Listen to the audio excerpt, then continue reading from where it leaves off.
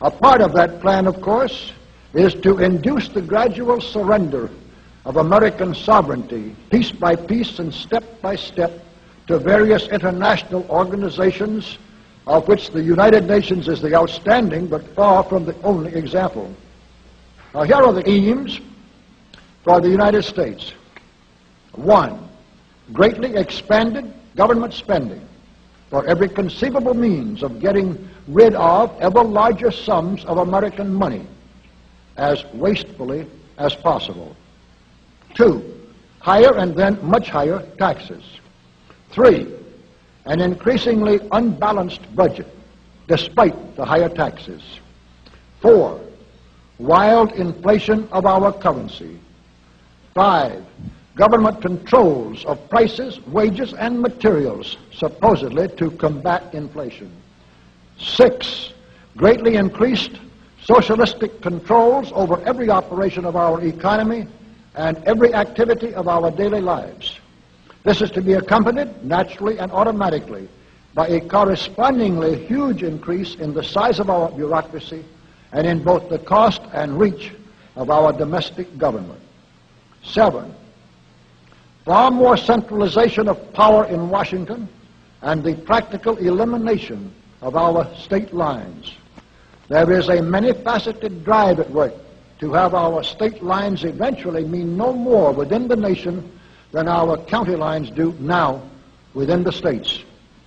8, the steady advance of federal aid to and control over our educational system, leading to complete federalization of our public education.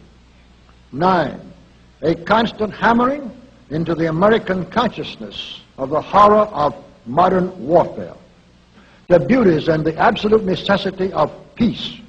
Peace always on communist terms, of course. And 10, the consequent willingness of the American people to allow the steps of appeasement by our government which amount to a piecemeal surrender of the rest of the free world and of the United States itself.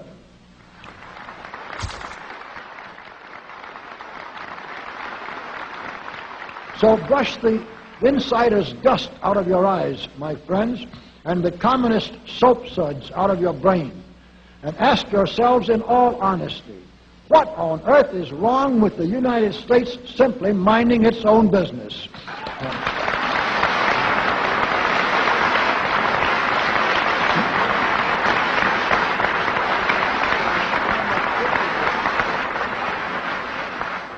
Or with having its foreign policy function primarily for the safety and benefit of the American people.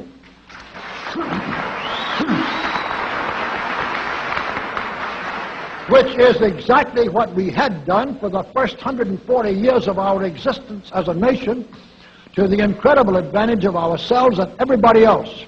Everybody, that is, except a numerically small clique of power-lusting conspirators who had somehow inflicted themselves on a gullible world.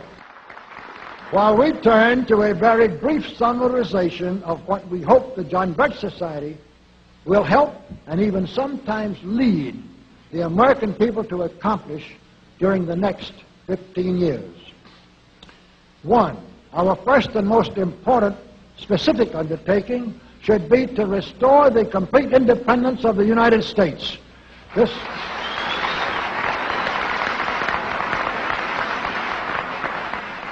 This includes our resolution to get us out of the United Nations and get the United Nations out of the United States.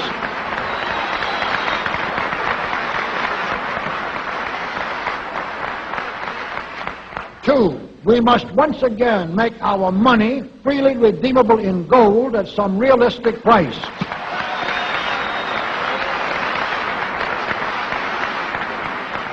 And we must take all practicable legislative steps to prevent a recurrence of the enormous thievery and other subversive crimes that have been perpetrated on the American people through a contrived inflation by every president from Franklin Roosevelt through Richard Nixon.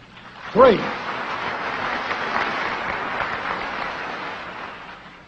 we should reduce the number of government bureaus, of government civilian employees, and the whole quantity of government by at least 50%.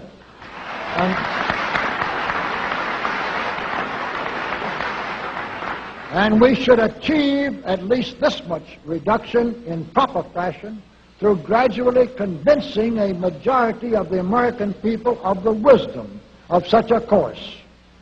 4, we should withdraw all American troops from every spot on earth that is not American soil, except when and where such troops may be required, as decided by Congress, to protect American lives and property from criminal vandalism.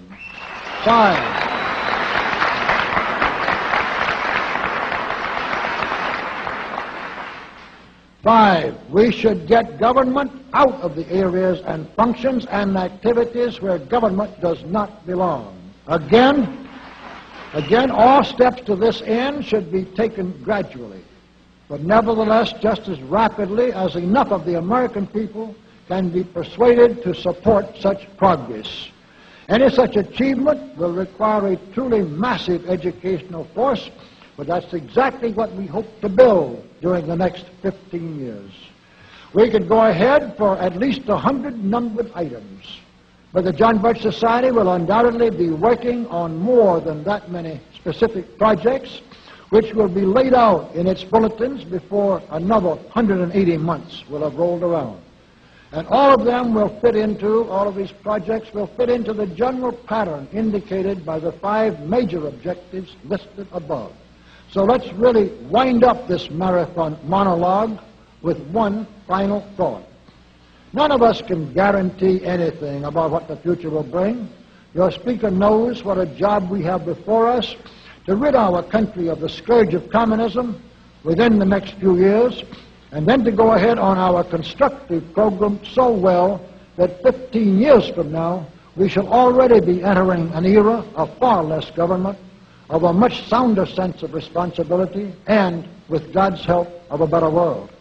But I sincerely believe that it can be done, and this much I know, that every man and woman in this audience should leave here tonight feeling in his or her own mind and heart that it can and must be done, then it surely will be.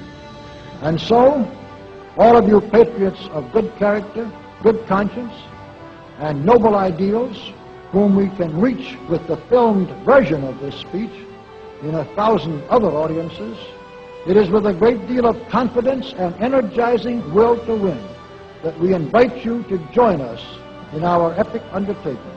While to all of you great, wonderful friends in this present audience, I certainly extend my very deep thanks indeed for so much patience and attention. Thank you and good night.